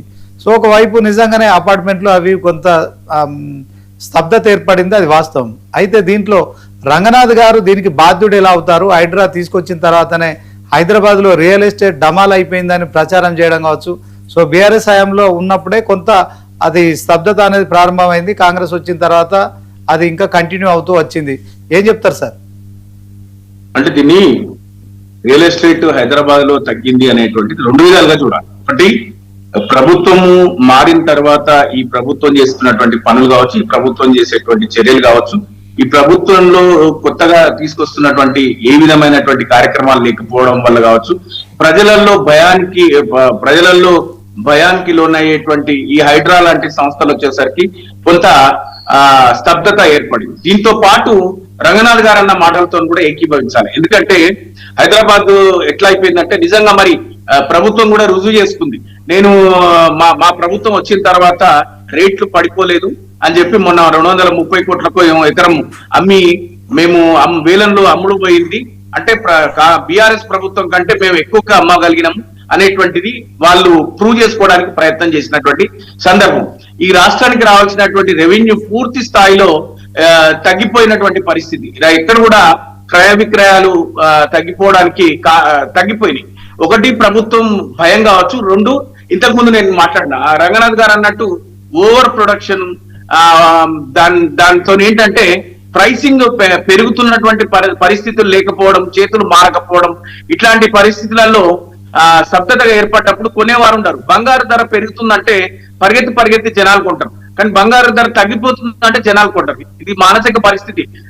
అంటే కొనుగోలు మానసిక పరిస్థితి ఏంటంటే పెరుగుతుంది, ట్రాన్సాక్షన్స్ జరుగుతున్నాయి, లాభం వస్తుంది, పెట్టుబడి పెట్టడం వల్లనే పెరుగుతుంది అనేటువంటి భరోసా అనే అంశాలు ఉన్నప్పుడు కొనుగోలు క్రయ విక్రయాలు ఎక్కువ జరుగుతాయి. ఈ ప్రభుత్వంలో అది కొరవడం అంటే రెండు అంశాలుగా దీన్ని రెండు విధాలుగా విశ్లేషించాల్సినటువంటి అవసరం ఉంటుంది. ఒకటి ప్రభుత్వము తప్పిదము, రెండు ప్రొడక్షన్ కూడా ఎక్కువైపోయింది. లేకపోతే నేను ఇంతకు ముందు మాట్లాడినా ₹1 ప్రాపర్టీ కొనుక్కోవాలంటే ఒక మధ్యతరగతి కొనుక్కునేటువంటి పరిస్థితి లేదు. గ్రామీణ ప్రాంతాలలో 10 నుంచి 15 వేల రూపాయలు. ఎక్కువ మంది ఎవరు ఉంటారండి? రైతులు, లేకపోతే ఏదో అంటే చిన్న ఉద్యోగాలు చేసుకునేటువంటి వ్యక్తులు ఎక్కువ గ్రామాలలో ఉంటారు. డ్రైవర్లు, లేకపోతే రోజు కూలీలు, వీళ్ళందరూ ఉంటారు. ఒక చిన్న 150 గజాలు కొనుక్కోవాలంటే 15 లక్షల నుంచి వాడు ఇల్లు కట్టుకోవాలంటే 25-30 లక్షల రూపాయలకు పెరిగిపోయింది. ఇట్లాంటి పరిస్థితులలో కూడా రియల్ ఎస్టేట్ పడిపోయింది. కానీ ఒక భరోసా కూడా పోయింది. ఇంతకు ముందు ఏముందంటే క్రయ విక్రయాలు విపరీతంగా జరుగుతుండే, ఇది ఒక పెద్ద వ్యాపారంగా కొనసాగింది బీఆర్ఎస్ ప్రభుత్వంలో.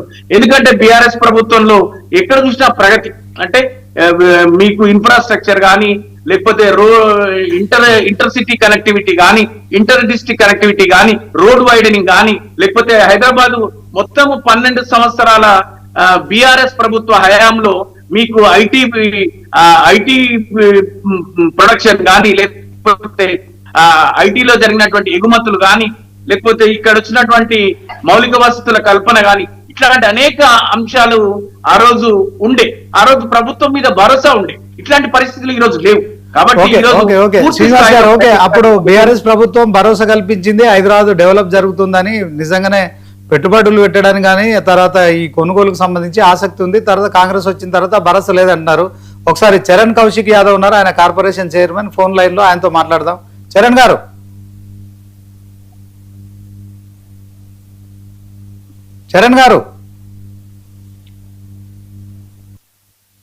ఓకే, మీరు చెప్పండి చరణ్ గారు.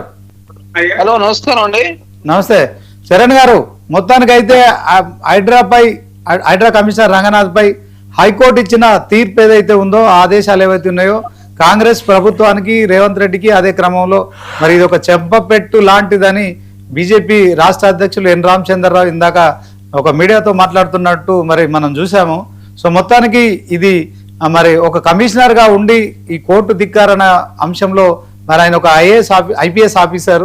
సో ఎందుకని ఆయన ఈ యొక్క అన్ని సార్లు ఆ కోర్టు ధిక్కరణకు పాల్పడ్డారంటే ఏం చెప్తారు? అదే క్రమంలో ఇప్పుడు హైడ్రా అంటే కొంత హైదరాబాద్ లో ఏదో 1,00,000 కోట్లు 1,50,000 కోట్లు మరి ప్రభుత్వ స్థలాలు రికవర్ చేశాము అని చెప్తున్న నేపథ్యంలో ఇప్పుడు ఈ తీర్పును ఎట్లా చూస్తారు?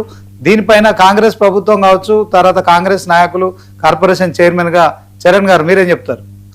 సార్, ఇక్కడ చాలా స్పష్టంగా సింగిల్ జడ్జిమెంట్ ఇచ్చినటువంటి తీర్పు అది.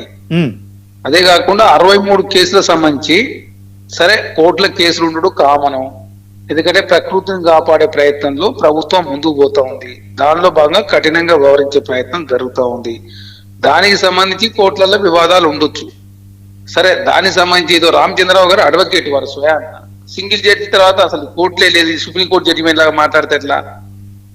మన దగ్గర లైవ్ లో కూడా మౌనిక సుంకర గారు ఉన్నారు, వారు కూడా advocate. BJP bench, triple bench, ఏమైనా కాన్స్టిట్యూషనల్ బెంచ్ ఇచ్చిందా? సుప్రీంకోర్టు పోమా? కాబట్టి ఇక్కడ ప్రకృతి కాదండి, మీరు సుప్రీంకోర్టు కూడా వెళ్ళిపోయింది, కానీ కండెంప్ట్ ఆఫ్ కోర్టు కదా మీరు చెప్పిన తెలుసా? పర్యావరణ అన్నీ పరిరక్షణ తెలుసు. దగ్గర. ఏమైతుంది? కౌశిక్ తెలుస్తూనే ఉంటాయి. మాకు చరణ్ గారు ఇది సింగిల్ ఈ విధమైన ఆక్షేపణలు లేవు. ఏమైతుంది సార్? మీరు ఏదైనా త్రిపుల్ బెంచ్కి వెళ్ళండి, సుప్రీంకోర్టు అరే, జడ్జిమెంట్ తీసుకుని మాకు పోతే అభ్యంతరం లేదు. నాకు అర్థం కాదు. కానీ ఇది కాన్స్టిట్యూషన్ కాదు కదా. నాకు అర్థం కాదు. మీరు అండ్ ఫస్ట్ థింగ్ ఇక్కడ మీరు అక్కడ అరే, కండెంప్ట్ ఆఫ్ కోర్టు 63 సార్లు అని చెప్తుంటే మీరు సుప్రీంకోర్టుకి వెళ్తామంటే ఏం చెప్పాలండి? మేము మాట్లాడలే కదా. ఓకే ప్రసాద్ గారు మీరు చరణ్ గారు యూ కంటిన్యూ. కాదండి, వ్యవస్థ మీద గౌరవం ఉండాలి కదా. సార్, వ్యవస్థ ఓకే ఆయన పూర్తిగా మాట్లాడిన తర్వాత ఏం మాట్లాడతాం? లేదు, అదే హైకోర్టుకి వెళ్ళమనండి. ఇవాళ ఏం చేయగలిగారు చెప్పనండి. ఇవాళ ఏం చేయగలిగారు? మధ్యలో దయచేసి జరిసేపు ఆపితే మేము మాట్లాడతాం. ఓకే మాట్లాడండి చరణ్ గారు మాట్లాడండి. సార్, ఇక్కడ హైడ్రా వచ్చిన తర్వాత ఎన్ని అద్భుతాలు జరిగినాయో తెలంగాణ సమాజం, హైదరాబాద్ ప్రజలు చూసిర్రు. చాలా అద్భుతం జరిగింది. ముఖ్యమంత్రి గారు అన్న ఇల్లు కోలుకొట్టకుండా అద్భుతం జరిగింది. జయబేరుడికి ఏం అవ్వలేదు, అద్భుతం జరిగింది. ఎన్ని చెప్పమంటారు? ప్రసాద్ గారు ఆపాలి, జరిసేపు ఆపండి సార్. ఎందుకండి మరి అద్భుతాలు ఇలాంటి కెతాబులు ఇచ్చిందండి సార్, ఆగండి. అరే ఇలా ప్రకృతి మొత్తం 50 డిగ్రీలకు ఎండ చేస్తా ఉంది, వర్షాలకు ఇబ్బంది అవుతా ఉంది. రాక్స్, లేక్స్, ప్రకృతిని ప్రభుత్వ భూమిని కాపాడే ప్రయత్నం 2 లక్షల కోట్ల రూపాయలకు సంబంధించిన ప్రభుత్వ భూమిని ఇప్పుడు హైడ్రా కాపాడింది. అది ఏమన్నా పూర్తి స్థాయి జడ్జిమెంట్ వచ్చి ఏదో సుప్రీంకోర్టు పూర్తి స్థాయి ధర్మాసనం ఇచ్చింది అన్నట్టు మాట్లాడుతున్నారు భారతీయ జనతా పార్టీ బీఆర్ఎస్ నాయకులు. ఇట్లా మాట్లాడితే ఎట్లా? కాబట్టి కోర్టులో సింగిల్ బెంచ్ ఇచ్చింది, రేపు డబుల్ బెంచ్ కి అప్లై చేస్తారు. ఇంకా ఫర్దర్ కూడా చాలా ఉంటది. ఏదో ఒకరోజు ఏదో అయిపోయింది ఇక కమిషనర్ గారు మొత్తం తీసేసారు, కమిషనర్ గారు కేసులు పెట్టండి, ఇవన్నీ ఉండవు కదా, జరుగుతుంటాయి. హైకోర్టులో ధర్మాసనం ఇచ్చిన తీర్పులను కూడా సుప్రీంకోర్టు రద్దు చేసిన పరిస్థితి మనం చూసినాం. కాబట్టి నడుస్తుంటది. ఒక మంచి యజ్ఞం, ఒక మంచి కార్యక్రమం చేసే క్రమంలో జరుగుతున్నాయి, కొన్ని కేసులు జరుగుతుంటాయి. అదే కాకుండా కేసులు పడతా ఉంటాయి. కొన్నిసార్లు లోయర్ కోర్టులో అనుకూలంగా రాకపోవచ్చు, హైయర్ కోర్టులో అనుకూలంగా. కోర్టు వ్యవస్థల గురించి మనం మాట్లాడుకోవడం అది అవసరం లేదు చరణ్ గారు. ఇప్పుడు హైడ్రాతో కాంగ్రెస్ ప్రభుత్వం ఇమేజ్ పెరిగిందా, డ్యామేజ్ అయిందా? అదే క్రమంలో హైడ్రా వచ్చిన తర్వాత హైదరాబాద్ లో రియల్ ఎస్టేట్ వ్యవస్థ కుప్పకూలిపోయిందని, అదే క్రమంలో ఇప్పుడు మౌనిక సుంకర్ గారు కూడా అన్నారు. సో ఇక్కడ మరి ఈ రియల్టర్ల దగ్గర నుంచి డబ్బులు వసూలు చేసి సోనియా గాంధీ గారికి పంపిస్తున్నారు రేవంత్ రెడ్డి గారు అని కూడా ఆమె చెప్పారు మీరు జైన్ కాకముందు. దీనికి ఏం చెప్తారు? ఒకనాడు గుర్తుపెట్టుకోవాలి, ఇసుక అమ్మకాలు మొత్తం 500 కోట్లు లేవు. ఇవాళ ఇసుక అమ్మకాలు 1200 కోట్లు ఉన్నాయి. అంటే రియల్ ఎస్టేట్ పెరిగిందా తగ్గిందా మీరే ఆలోచన చేసుకోండి. రేటు పెరిగింది. బీఆర్ఎస్ పార్టీ నాయకులు ఇసుక అమ్మకాలు మేము ఆ రోజు మరి అక్రమంగా తరలించినా మాకు తెలియదు. కాంగ్రెస్ ప్రభుత్వం వచ్చిన తర్వాత లెక్కలు ఒకసారి తెలంగాణ రాష్ట్రంలో వ్యాపారం అవుతా ఉంది. ఇసుక రేట్ ఇప్పుడు టన్ ఎంత, అప్పుడు ఎంత? అరే ఆగు సార్, దయచేసి ఆగాలి. అరే వెలగున్నారు, మేము మా ఇంటికి వస్తుందని నాకు అర్థం కాకర్తా. అదే కాకుండా ఎకనామిక్ సర్వే చాలా స్పష్టంగా చెప్పింది, భారతదేశం కాదు ప్రపంచ వ్యాప్తంగా రియల్ ఎస్టేట్ గ్రోత్ తగ్గింది. ఏదో కేసీఆర్ చేసిన మూలంగా తెలంగాణలో పెరగలే. మద్రాసులో వరదలు, బెంగళూరులో ట్రాఫిక్ జామ్లు, బాంబేలో వరదలు, ఢిల్లీలో కాలుష్యం, ఆంధ్ర రాష్ట్రంలో అమరావతి అన్నాడు రాజధాని డిస్టర్బెన్స్ తోటి తెలంగాణ రాష్ట్రం అన్నాడు రియల్ ఎస్టేట్ కేసీఆర్ చేసిన పుణ్యంతో పెరగలే. మరి ఎందుకు కేసీఆర్ ముఖ్యమంత్రి ఉన్న 3 సంవత్సరాల నుంచి రియల్ ఎస్టేట్ గ్రోత్ తగ్గింది? అంటే బీఆర్ఎస్ పార్టీ ప్రతిదాన్ని రాజకీయం చేసి, కాళేశ్వరం మీద రాజకీయం చేసిరు, యాదవ్ లో గొర్రెల మీద రాజకీయం చేసిరు, 5 మంది మీద ప్రతిదీ లాస్ట్ వస్తాకే తెలంగాణ హవ్యాసం మాకేంది సార్ హైడ్రా గురించి చెప్పమంటే? చెప్పండి నాకు. ప్రతిపక్ష నాయకుడు ఇక్కడ అసెంబ్లీ రాడు, అక్కడ జగన్మోహన్ రాడు, మీరందరూ మాట్లాడితే సార్ నాకు అర్థం కడతా. జగన్మోహన్ రెడ్డి వచ్చేటి రంగంలో చూస్తున్నాకేంటంటే రేపు హైడ్రా రంగనాథ్ డ్యూటీ ఎక్కడ చెప్పండి? చీఫ్ సెక్రటరీ గారి ఆదేశాలు, గౌరవ హైకోర్టు ఆదేశాలని కాల్ రాసి హైడ్రా పొక్కలను పెట్టుకుని వస్తారు రాదు చెప్పండి రంగనాథ్. ధైర్యం ఉండాలి, దమ్ము ఉండాలి. మేము హైడ్రాని తీసుకొచ్చినాం, అది మా దమ్ము. హైడ్రా కన్నా ముందు వ్యవస్థ ఉందండి బాబు. డిజాస్టర్ మేనేజ్మెంట్, పర్యావరణ రక్షణ కోసం డిజాస్టర్ మేనేజ్మెంట్ ఉంది. ప్రకృతి కాపాడుతుంది. నక్కపుట్టిన 4 ఆదివారాల్లో నేను చూడండి ప్రపంచం చూసినట్టు చెప్తున్నారు మీరు. భూసిని పునర్జీవింపే కార్యక్రమం చేస్తా ఉన్నాం. మహానగరాన్ని ప్రపంచ నగరాలతో పోటీపడే విధంగా ఒక పోర్ట్ సిటీ కావచ్చు, డ్రై పోర్ట్ కావచ్చు, తర్వాత 2 చరణ్ గారు హైడ్రా తీసుకున్నారు మీరు. నిజంగా అది డేర్ అండ్ డాషింగ్, అది డైనమిక్ డిసిజన్, దాంట్లో కాదంటే ఏం లేదు. కానీ మీరు ఒకవైపు హైడ్రాను మీరేమో యాక్సెప్ట్ చేస్తున్నారు, కానీ జనాలు దాన్ని యాక్సెప్ట్ చేయట్లేదు. దాంతో రియల్ ఎస్టేట్ రంగం కుప్పకూలిపోయింది. దానికి అనుబంధంగా ఉన్న నిర్మాణ రంగంకు అనుబంధంగా ఉన్న చాలా రంగాలు కుదేలైపోయినాయి. హైదరాబాదు నిజంగా ఒక రేంజ్ లో ఉన్న దాని గ్రాఫ్ తగ్గిపోయింది. దీంతో ప్రభుత్వ ఇమేజ్ కూడా తగ్గిపోయింది అనేది ఇప్పుడు జరుగుతున్న ప్రచారం. దీనికి ఏం చెప్తారు చెప్పండి. బీఆర్ఎస్ పార్టీ వాళ్ళు చేసే ప్రచారం మాత్రమే. ఒక మాట గుర్తు పెట్టుకోవాలా, ₹1,00,00,000 ఖర్చు పెట్టి ఎవడన్నా పోయి నీళ్ళ ప్లాట్ కొనుక్కుంటా అండి, చెరువు దగ్గర ప్లాట్ కొనుక్కుంటా, నీళ్ళ చొప్పు వేసుకుపోయి మేము వచ్చిన తర్వాత గుర్తు పెట్టుకోవాలా, వినియోగదారులను కాపాడే ప్రయత్నం కాంగ్రెస్ ప్రభుత్వం చేస్తా ఉంది. హైడ్రా ద్వారా రియల్ ఎస్టేట్లో వినియోగదారులలో చైతన్యం వచ్చింది. కొనే వాళ్ళు ఎట్టయినా నీళ్ళు లేని కాడపోయి కొంటారు. మీరు చెరువుల దగ్గరికి, పార్కుల దగ్గర పోయి బఫర్ జోన్లలో కన్స్ట్రక్షన్ చేసి కొనే పరిస్థితి వస్తే రేపు వరదలు వచ్చినప్పుడు మునిగిపోతే వాళ్ళు అందరికి ఇబ్బంది కదా. అంటే చరణ్ గారు ఒక మాట, హైడ్రా స్టార్టింగ్ లో కొంత జనాలు యాక్సెప్ట్ చేసిర్రు, పూర్తిగా మద్దతు ప్రకటించారు. ఎందుకంటే హైడ్రా వచ్చింది, ఇంకా అక్రమ కట్టడాలు ఉన్నాయి, నాలాలు కబ్జా పెట్టినా మొత్తం క్లియర్ అయిపోతాయి. సో బిల్డర్లు ఎవరైతే మరి FTL పరిధిలో కావచ్చు, బఫర్ జోన్ లో కట్టిన కట్టడాలన్నీ కూడా మరి మొత్తాన్ని కూల్చివేస్తారు. సో అక్రమ నిర్మాణాలు ఏవి ఉన్నాయని చెప్పి భావించారు అందరూ. కానీ ఎందుకనో ఇన్కన్వెన్షన్ కూల్చివేసిన తర్వాత మరి హైడ్రా ఒక యూటర్న్ తీసుకున్నట్టు స్పష్టంగా కనిపిస్తోంది. జనవాడ ఫామ్ హౌస్ నుంచి మొదలుకుంటే సో దాంట్లో మంత్రుల ఫామ్ హౌస్లు కావచ్చు, అదే క్రమంలో సో మరి ఈ జయబేరి లాంటి కన్స్ట్రక్షన్స్ కావచ్చు, సో అవన్నీ కూడా మరి బఫర్ జోన్ లో ఉన్నాయి, దాంట్లో FTL పరిధిలో ఉన్నాయని చెప్పిన హైడ్రా ఎందుకనో బడాబాబుల జోలికి వెళ్లకుండా కేవలం మరి బీదల జోలికి, అంటే పేదల జోలికి మాత్రమే వెళ్తున్నారు, పెద్దల జోలికి వెళ్ళట్లేదు అని చెప్పి చేసిన ప్రచారాన్ని మీరు ఎట్లా చూస్తారు సార్? ఇప్పుడు FTL పరిధిలో ఉన్న వాటికి మాత్రమే హైడ్రా వెళ్తుంది, ఒకటి. రెండు, తెలంగాణ రాష్ట్రంలో హైదరాబాద్ లో వాల్తా చట్టం అమల్లో 2002లో చంద్రబాబు నాయుడు గారు తీసుకొచ్చారు. బఫర్ జోన్ లో కన్స్ట్రక్షన్ చేసుకుంది. ఇంకొకటి, ఔటర్ రింగ్ రోడ్ వరకు మాత్రమే Hydraa limits, outer ring road అవతల హైడ్రా లిమిట్స్ కాదు, కాబట్టి జనవాడ ఫామ్ హౌస్ పోలేదు. సెకండ్, కమర్షియల్ యాక్టివిటీస్ ఎప్పటి నుంచి చేసినా హైడ్రా ఏర్పడిన తర్వాత కావచ్చు, ఏర్పడక ముందు కానీ ఎప్పుడు చేసినా తొలగిస్తారు. రెసిడెన్షియల్ యాక్టివిటీస్ హైడ్రా ఏర్పడిన నాటికి ఉండి ఉంటే అవి ఎక్కడ తొలగిస్తలేరు. హైడ్రా ఏర్పడిన తర్వాత ఎవరైనా రెసిడెన్షియల్ యాక్టివిటీ స్టార్ట్ చేస్తే అవి తొలగిస్తా ఉంది. ఇంకోటి, ఫ్రీ ఎడ్యుకేషన్ ఇస్తున్నటువంటి ఫాతిమా కాలేజ్ సంబంధించి అది ఫాతిమా కాలేజ్ ఫ్రీ ఎడ్యుకేషన్ ఇస్తా ఉన్నారు కాబట్టి హైడ్రా ఏర్పడేట ఒక నిబంధన పెట్టుకున్నారు. ఫ్రీ ఎడ్యుకేషన్ అంటే హాస్పిటల్ కావచ్చు, స్కూల్ కావచ్చు, కాలేజీలు ఉంటే అవి తొలగించొద్దు అని చెప్పి నిబంధన పెట్టుకున్నారు. దానిలో భాగంగా ఫాతిమా కాలేజీకి ఎక్సెప్షన్ ఇచ్చారు. మేము ఇవాళ తీసుకొచ్చింది కాదు, కొత్తగా తీసుకొచ్చింది కాదు, కోర్టులో కూడా అదే సమాధానం చెప్పారు. కాబట్టి బట్టగాల్చి మీదేసే ప్రయత్నం హైడ్రా అనేది అద్భుతమైనది.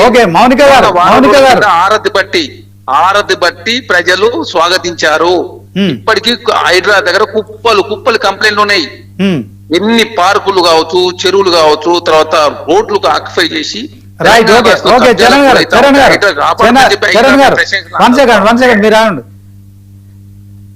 మౌనిక గారు చెప్పండి. మీరు ఫాతిమా కాలేజ్ గురించి మాట్లాడారు కదా, చరణ్ గారు దానికి ఆన్సర్ చెప్పారు. అది ఫ్రీ ఎడ్యుకేషన్ సిస్టమ్ ఉంది కనుక అది కూల్చట్లేదు అని చెప్పి కూడా చెప్తున్నారు. మీరేం చెప్తారు? అంటే వీళ్ళకు కన్వీనియంట్ గా ఉన్నాయి, వీళ్ళకు మూటలు వచ్చిన దగ్గర ఈ లైన్ ఉంటది, వీళ్ళకు మూటలు రాని దగ్గర ఒక లైన్ ఉంటది. ఇది కూడా చూడండి, ఎక్కడ కూడా ప్రాపర్ సర్వే లేకుండా జరిగిందండి. మొత్తం హైడ్రా మొత్తం ఎక్కడ ప్రాపర్ సర్వే లేకుండా జరిగింది. ఇదేనా చూడండి, సింగిల్ బెంచ్ డివిజన్ అయితే మాత్రం ఏంటిది, డివిజన్ బెంచ్ అయితే మాత్రం ఏంటి, మీరు రెస్పెక్ట్ ఇయ్యరా రాజ్యాంగానికి, కోర్టుకి? అంటే సింగిల్ బెంచ్ జడ్జి ఉంటే మీరు కంటెంప్ట్ ఆఫ్ కోర్టు చేస్తారా, డివిజన్ ఉంటే ఏంటిది? అసలు కాంగ్రెస్ ఎప్పుడు కూడా జడ్జికి గాని ఈ రాజ్యాంగానికి గాని వాల్యూ ఇవ్వలేదండి. మనం వీళ్ళ చరిత్ర ముందు నుంచి చూస్తే ఈవెన్ ట్రిపుల్ తలాక్ బ్యాన్ చేయమని చెప్పినా కూడా కోర్టును బేఖాతరు చేసిండ్రు. ప్రతి విషయంలో మనం వీళ్ళు ఎప్పుడు కోర్టును బేఖాతరు చేయడం అనేది కాంగ్రెస్ కి న్యాచురల్ గా వాళ్ళకున్న careless mentality towards the democracy and towards the constitution.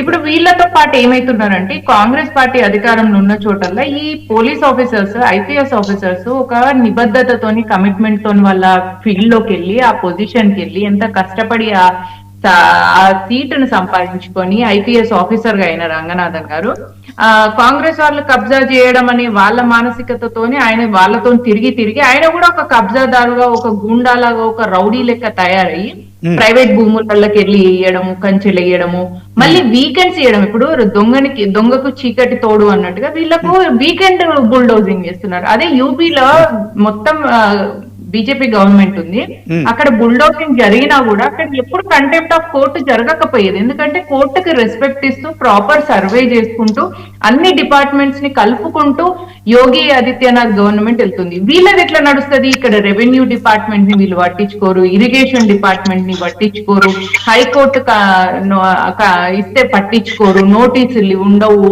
తిరిగి అఫిడవిట్లు ఫైల్ చేయరు, ఎవరన్నా అక్కడ స్టే కోసం తెచ్చుకుంటే వాటిని కూడా బేఖాతరు చేస్తారు. అంటే ఒకలాంటి రౌడీ లెక్క తయారైతుందండి Telangana. Okay, thank you Mounika గారు. ఫైనల్ కేఎస్ గారు మీరు చెప్పండి, ఎట్లా చూస్తారు ఈ గతంలో పనిచేసిన కలెక్టర్లు కావచ్చు, ఇప్పుడు రంగనాథ్ కమిషనర్ గారు కావచ్చు? శ్రీనివాస్ గారు, వీళ్ళు ప్రజల భూములు ఏమంటారు, చెరువులు, కుంటలు ఇవి కాదండి, ఆర్మీ భూములు కూడా వీళ్ళు కబ్జా చేస్తున్నారంటే వీళ్ళు దొంగల కిందికి, గజ దొంగల కిందికి తయారైతున్నారు. ఓకే, థ్యాంక్ యూ మౌనిక గారు. బ్యాంకులు ఓకే థ్యాంక్ యూ మేడం. ఇప్పుడు ఈ రాజకీయ పార్టీలు ఇదంతా టైం వేస్ట్ కార్యక్రమాలు కాదండి. ఉన్నాడు ఒక విషయం, వీళ్ళు ఫస్ట్ ఆఫ్ ఆల్ ఈ రామచంద్రరావు గారు వాళ్ళు మంచి ప్రవచనాలు చెప్పారు. ఇందాక మౌనికమ్మ కూడా బాగా చెప్పింది ఆవిడ. ఇక్కడ ఫస్ట్ ఆఫ్ ఆల్ రిజిస్టర్ వ్యవస్థని ఎవడైనా కబందాస్తారు, రెవెన్యూ వాడు ఉన్నాడు కదా, ఆడికి పిల్లకింద పట్టుకోలే. ఓకే, వీళ్ళు ఎవరిని పట్టుకోకుండా ఓన్లీ సామాన్య ప్రజలను పీడిస్తుంటే ఈ చూడండి స్పెక్టేటర్ ఒకటే కంక్లూజన్, వీళ్ళేమో వచ్చి మనకి పొలిటికల్ వాళ్ళు ఎప్పుడు ఆరోపణలు చేస్తారు, అవన్నీ ప్రత్యారోపణలు జరుగుతూనే ఉంటాయి. నేనేమంటానంటే ఐఏఎస్ ఐపీఎస్ అధికారులు గతంలో అమయ్య కుమార్ ఉండే, రంగారెడ్డి మేడ్చల్ కలెక్టర్ చేసిన, ఇప్పుడు సో కలెక్టర్లు ఐఏఎస్లు ఐపీఎస్లు అంటే వాళ్ళు ఒక రాజ్యాంగాన్ని గౌరవించుకుంటూ ప్రభుత్వ అధికారులుగా అంటే ప్రైవేట్ ఇష్యూస్ ప్రైవేట్ వ్యక్తులాగా వ్యవహరించడం కావచ్చు. సో దీనికి ఎట్లా చూడొచ్చు అంటారు, వాళ్ళు కేవలం 5 ఏళ్ళు అధికారంలో ఉన్న పాలకుల మాటలు వినుకుంటూ సో మా చట్టాన్ని చేతిలోకి తీసుకున్నట్టు ప్రవర్తించడం కావచ్చు. దీనికి ఒక మనం ఇంకేం చేయలేము, ఏం చేయలేదు. నెక్స్ట్ ఆల్టర్నేటివ్ ఇమీడియట్ గా రాజీనామా చేసి మనం నెత్తుకొస్తారు ఎక్కడ నియోజకవర్గాలకి. ఇదో ఏం నడిచిన దరిద్రం అలవాటు చేశారు కదా అందరూ. సో చట్టం పరిధిలో జీవితంలో ఎవడు కూడా ఐఏఎస్ ఆఫీసర్లు, ప్రిన్సిపల్ సెక్రటరీ డిసెంట్ నోట్ రాసిన పాపాన బోరీలు నెత్తికి మాత్రం దాపరిస్తారు రాజకీయ మొహాలు పెట్టుకుని. అంటే ఫైనల్ గోల్ అదే చరమాంకం. ఇందాక చరణ్ మా విషయం నేను చెప్తాను. సింగిల్ బెంచ్ కండెంప్ట్ ఆఫ్ కోర్టు రేపు రంగనాథ్ డ్యూటీ ఎక్కుతాడు ఎక్కమని చెప్పండి. చరణ్ గారు ఎక్కమనండి. చరణ్ గారు ఉన్నారా? ఇప్పుడు మౌనిక సుంకర్ గారు మాట్లాడారు. రంగనాథ్ గారు డ్యూటీకి ఎక్కుతారు చెప్పిన చాలు. హైకోర్టు మందలు ఇచ్చిందో యోగి ఆదిత్యనాథ్ ఒకసారి చెక్ చేసుకోండి. యోగి ఆదిత్యనాథ్ ఒక మాట మీరు అడిగింది. చరణ్ గారు రేపటి నుంచి రంగనాథ్ గారు హైడ్రా కమిషనర్ గా విధుల్లో ఉంటారా లేదా ఆయన అడుగుతున్నారు. విధుల్లో ఉంటాడండి, విధుల్లో ఉండే ఏడు ఉంటాడు. సింగిల్ బెంచ్ ధర్మాసనం తీర్పిచ్చిన మాత్రాన రంగనాథ్ గారు పోతారా? చీఫ్ సెక్రటరీ ఏం చేస్తాడు? Yogi Adityanath direction to chief secretary mister Charan చూసుకోండి, ఒకసారి చెక్ చేసుకోండి. Charan it is direction given by respect to court to chief secretary. Okay thank you sir. మొత్తానికి డిబేట్ లో పాల్గొన్న కేఎస్ ప్రసాద్ గారు, అలాగే బచ్చు శ్రీనివాస్ గారు, మౌనిక సుంకర గారు, చరణ్ కౌశిక్ యాదవ్ గారు ఫోన్ లైన్ లో స్పందించినందుకు ధన్యవాదాలు. ఇది వాళ్ళ చర్చ రచ్చ కార్యక్రమం. చూస్తూనే ఉండండి 9090.